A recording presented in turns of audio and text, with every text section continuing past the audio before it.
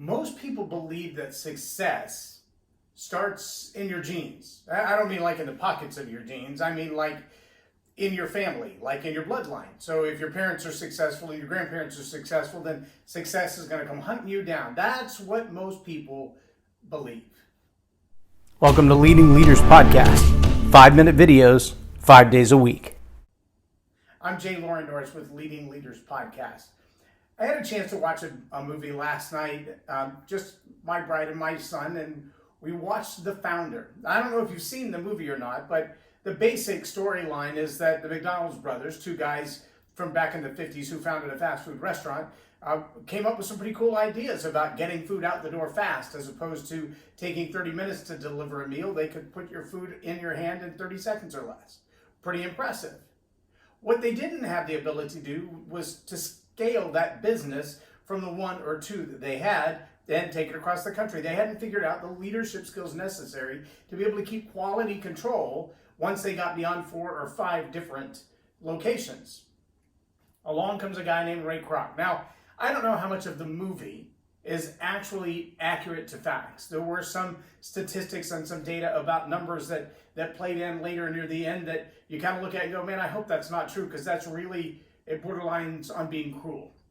But there was one thing, and even John Maxwell mentioned this in his book, when he mentioned Ray Kroc, which was the very first time I ever heard the name, reading a leadership book by John Maxwell. He talks about the ability to franchise. And he said, you know, the strength in what Ray Kroc did for McDonald's was the ability to consistently lead, but to bring persistence to it, to not quit until you had it right, but to do something.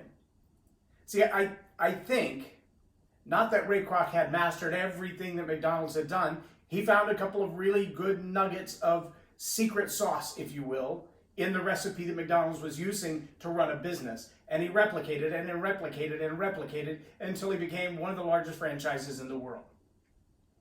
See, the challenge for many of us is that we're waiting for some magic bullet. We're waiting for something special to happen in our lives, a special relationship, a golden parachute to fall from the sky, an opportunity for a door to open that will just lay out our future in front of us. And generally speaking, that doesn't happen.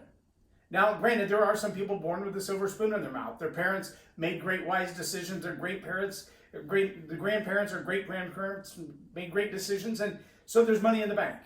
And they can start any business they want to with the money that's in the bank.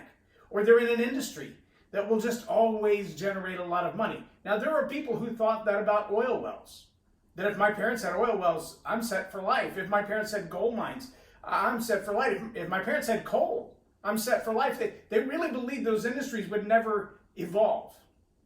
And there are a lot of those people now who are looking back at life going, how do I find myself in the 40s and 50s and 60s of my life, starting over, looking for a new career?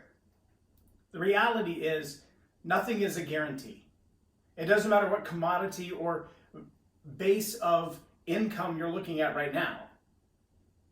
That's not the key to success. The key to success is persistent action. It's doing something productive toward what you want to accomplish every single day.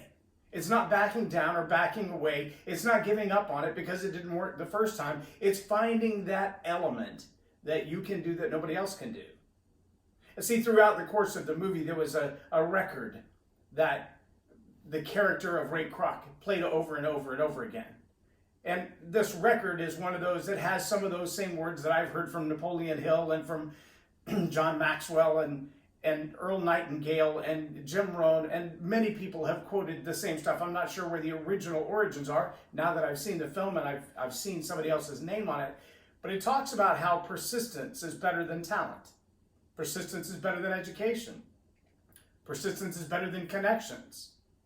But most people don't have the persistence to stay at it until it becomes a success. They give up when the going gets tough. They give up when the opportunity doesn't look as fruitful as they thought it was going to be. They give up. And that's the key.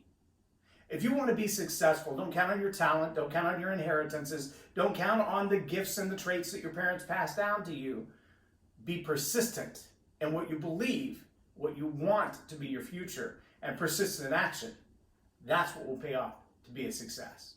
I'm Loren Norris with Leading Leaders Podcast for Tell It Like It Is TV. Have a blessed day. Subscribe now for our extensive video library of leadership lessons promoting faith, family, and freedom.